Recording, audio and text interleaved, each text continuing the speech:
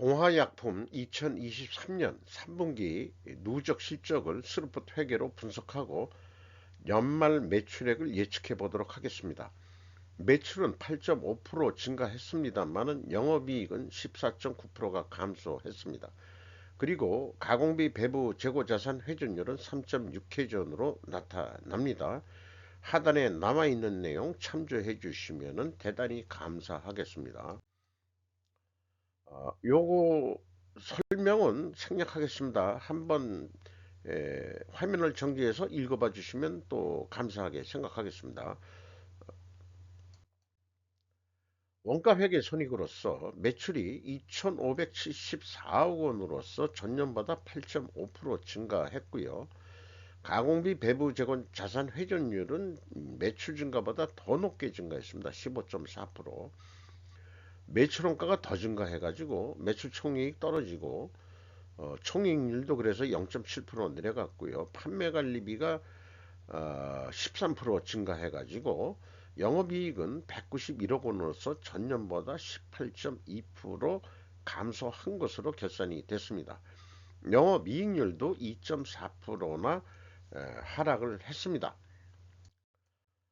스루풋 회계로 분석한 결과를 말씀드리면은 매출에 비례하는 매출 재료비 이것이 14.3%가 증가했습니다. 매출 증가율보다 이게 5.8%나 높게 증가했기 때문에 이것으로써 원재료 및 상품 매입 가격이 상승했다라고 일자 추론을 할 수 있겠습니다. 그리고 운영 비용이 8.8% 증가했어요.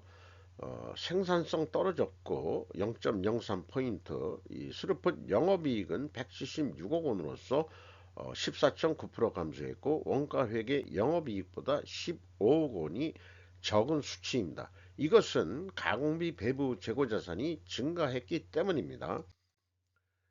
이 가공비 배부 재고자산 WCAI는 제품 상품 제공품으로 구성되는데 47억 6,100만 원이 증가했습니다. 여기에서 가공비율을 곱한 금액이 원가회계 영업이익과 차이가 되겠습니다. 이것을 구두로 쭉 얘기를 했었는데 사실상은 다 검증을 하고 말씀을 드리는 거거든요. 그래서 이 갭이 15억 원의 차이가 있는데 아까 그 손익계산서에 표현된 것이 가공비 배부 재고자산 증가액을 47억 6,100만 원에다가 가공비율이 32%예요. 그걸 곱하면은 딱 그 차이 15억 원이 나오게 됩니다.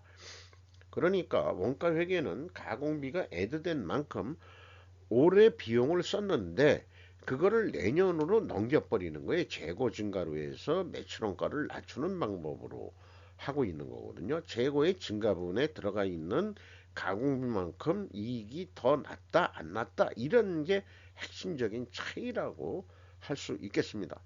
그것은 요거만 가지고 하는 게 아니고 또 다른 또 필연적으로 존재할 다른 결과를 찾는데 성공을 했는데 이게 P는 이제 원가 회계고요.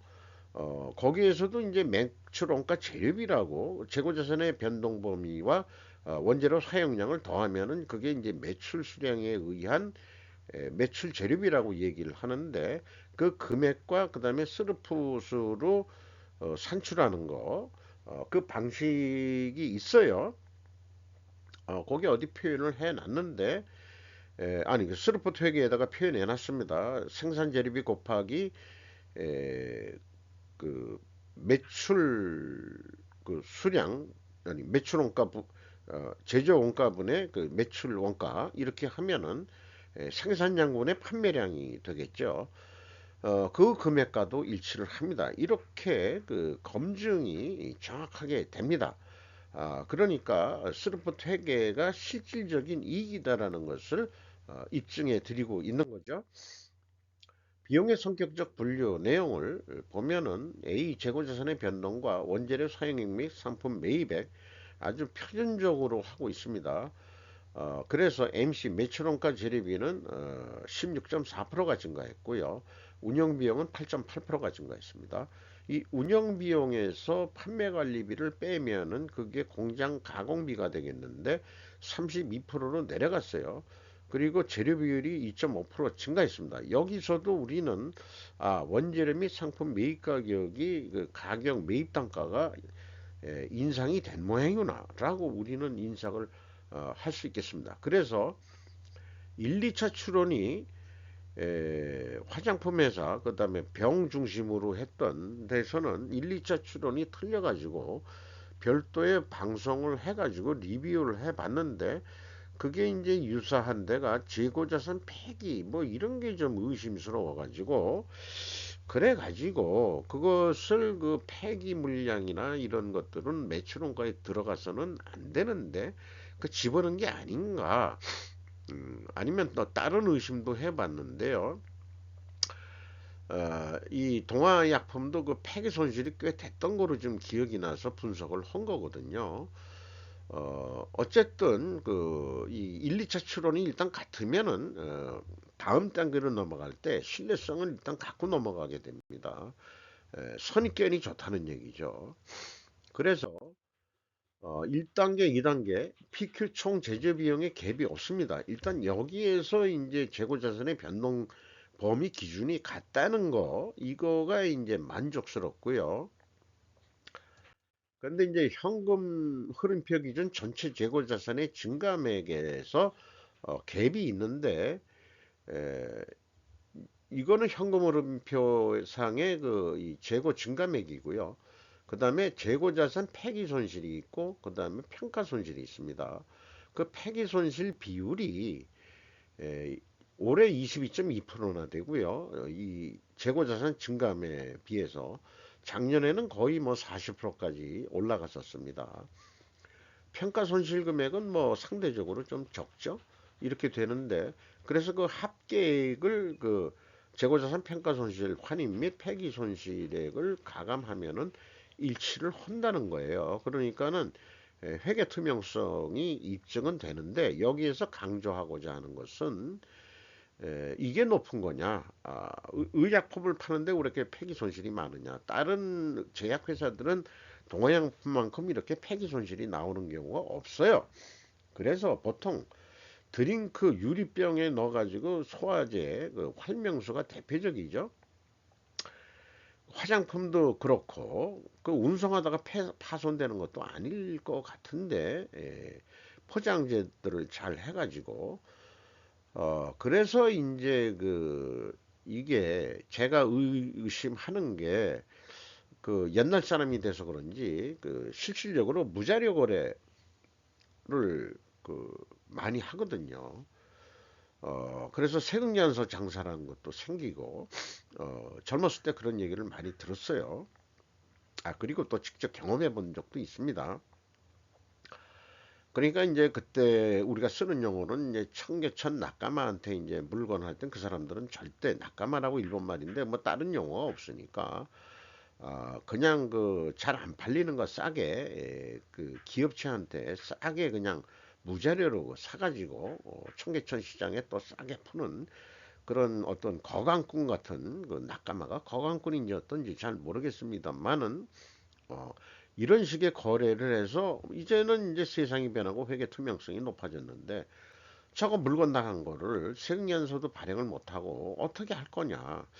그러니까 제 생각에는 그것이 만약에 그런 이 거강꾼이 아직도 있고 화장품이나 그 다음에 이제 의약품 뭐 활명수라든지 이런 것들이 그런 거에 해당한다고 한다면은 아마 현실적으로 아마 남아있지 않겠냐. 이런 의구심이 들어간다는 거예요. 그러니까 폐기 손실이 많은 기업은 유의해서 살펴볼 필요가 있다. 그래서 화장품 회사 LG 생활건강과 아모레를 봤는데 LG 생활건강은 폐기 손실 뭐 이런 게 이제 노출이 안 됐어요. 있는지 없는지 모르지만은 전체 금액으로 그냥 해버렸기 때문에 근데 아모레는 이제 노출이 됐어요. 폐기 손실이 얼마라는 것을 평가 손실 및 폐기 손실이라고 묶어서 또 얘기를 했기 때문에 그 중에서 폐기 손실이 얼마고 평가 손실이 얼마인지는 구분이 안 됩니다만은 동화약품하고 이렇게 비교를 했을 때는 동화약품은 딱 그 이 깔끔하게 폐기 손실, 그다음에 평가 손실 해가지고 딱 일치하게 이렇게 만들어 주죠. 어떻든 수치적으로 일치해서 투명성 확보는 됩니다만 합법적으로 되는 거죠. 합법적으로. 예. 그거는 인정합니다. 운영 비용 중에서 그 인건비가 558억 원이 집행이 됐는데 5%가 증가했고요. 직원 수는 54명이 증가가 됐습니다. 뭐 매출도 조금 증가, 영업이익은 줄었지만은 또 직원들도 들어와 가지고 그런데 연말 평균 임금이 좀 내려갈 것 같아요. 못 올린다. 별로 영업이익도 내려가고 어쩌고 저쩌고 뭐 하는 얘기가 많이 있을 수 있겠죠. 그런데 54원이 신입사원이 되면은 저임금 사원 아니에요? 그러니까 이제 전체 인원에 비례했을 때 그 영향이 있어가지고 평균 임금이 내려간 거지 임금이 깎였다고 보기는 어려울 것 같습니다. 외주 가공비가 3.8% 감소했고요. 지급 수수료가 9.4% 증가했고 광고 선전비가 15.6% 증가했습니다. 경영평가 지표로서 재고 회전율의 변동은 없습니다. 그 스르픈율은 1.7%가 하락을 했어요. 생산성도 떨어졌고 그래서 이것만 보더라면은 재고 회전율 변동은 없고 스르픈율만 하락했는데 이것도 저는 보수적으로 봐서 역방향이라고 인식을 해서 분식회계 개연성 가정을 세웁니다. 일단 스케tip즘의 정신으로 보는 거죠.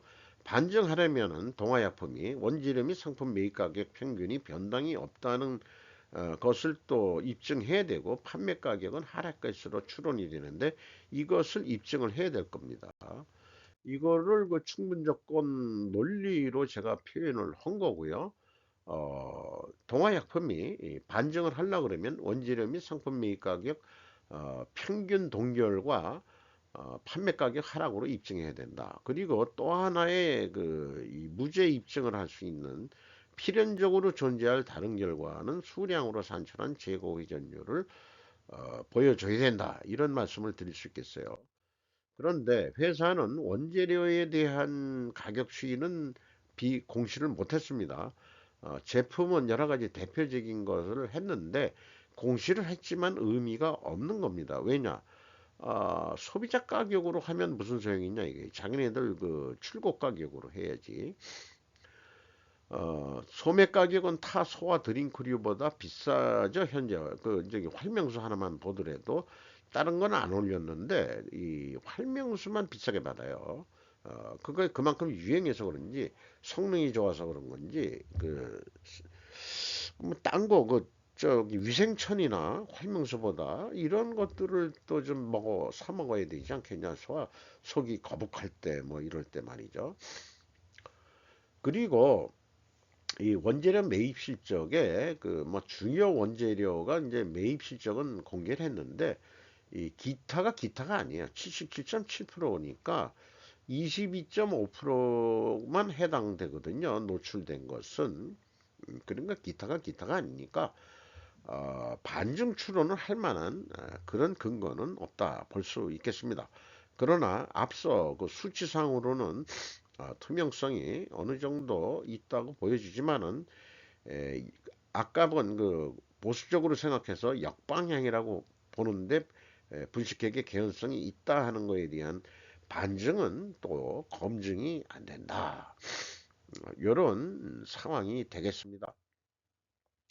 원가 회계 개념으로 이 연말 매출액은 3,250억 정도 할 것 같습니다. 그러면은 재고가 15% 계속해서 증가한다고 봤을 때 계획보다도 더 267억 원이 영업이익이 날 것이고 재고를 15% 줄이게 된다면은 어, 기대치와는 다르게 158억 원뿐이 이익이 안 나게 되어 있습니다. 그러니까 원가 회계는 재고의 감소는 이익의 감소로 나타나는 그런 그 불합리한 음, 이 산식인 거죠. 그래서 스루풋으로 계속 우리가 경영평가를 해야 된다.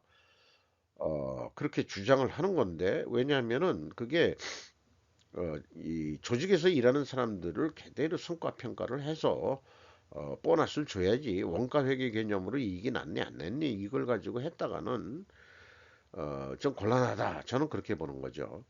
그래서 그 스르프상으로는 3,200억 정도 할 것 같고 그 경우에 200억 이익이 날 것 같습니다. 그런데 재고 회전율을 5.6%, 더 좀 목표를 좀 올려보자.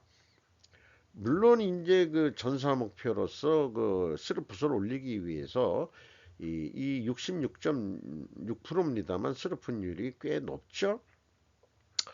이거를 더 올리자.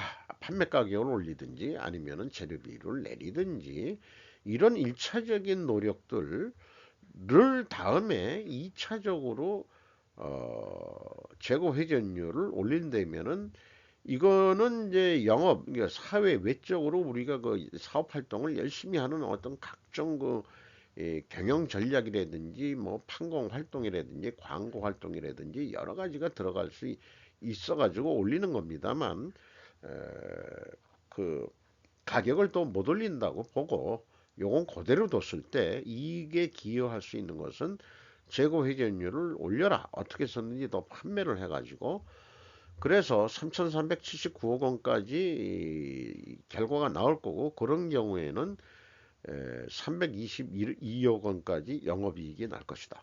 그래서 스루퍼상으로는 3,216억 원의 예가가 나오고 원가 회계 기준은 3,276억 원으로서 그 스루퍼 회계 쪽이 그 이 예가가 한 60억 작게 나옵니다. 이 경우는 이제까지 여러 회사를 분석하면서 제가 느낀 거 통계치를 정리한 건데요.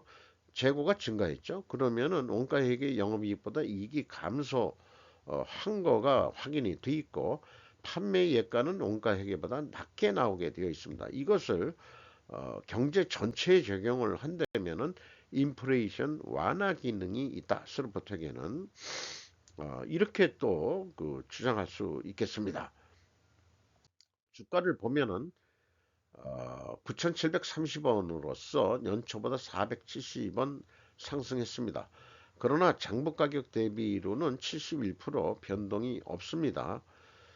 5% 이상 주주가 더 WP